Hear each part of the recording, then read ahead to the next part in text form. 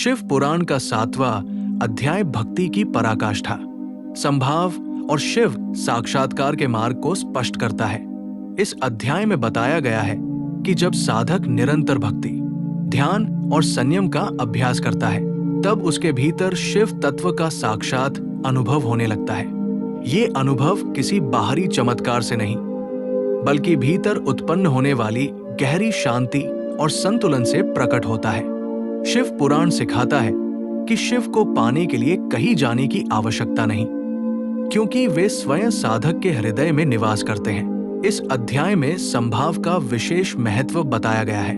सुख और दुख, लाभ और हानि, मान और अपमान, इन सभी परिस्थितियों में जो व्यक्ति समान भाव बनाए रखता है, वही सच्चा शिव भक्त है। ऐसा व्यक्ति जान लेता है कि संसार की प्रत्येक स्थिति क्षणिक है और स्थायी केवल शिव तत्व ही है।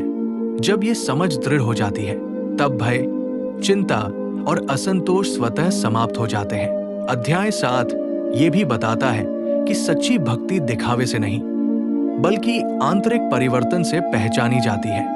जो व्यक्ति दूसरों के प्रति करुणा, क्षमा और दया का भाव रखता है, वही वास्तव में शिव की उपासना कर रहा होता है। शिव पुराण के अनुसार हिंसा, अहंकार और द्वेष शिव मार्ग के सबसे बड़े बाधक है। जब साधक इन दोषों को त्याग देता है, तब शिव कृपा स्वतः प्रकट होती है।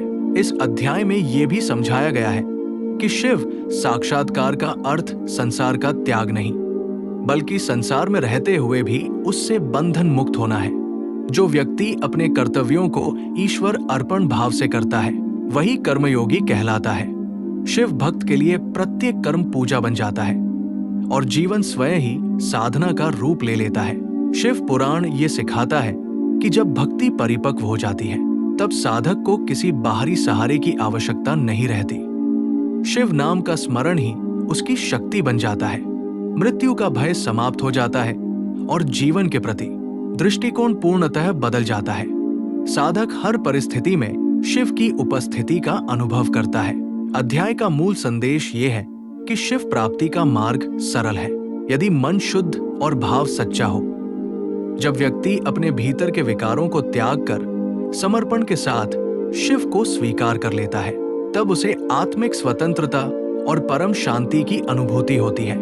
यही शिव पुराण के 7वें अध्याय का गूढ़ और कल्याणकारी सार है।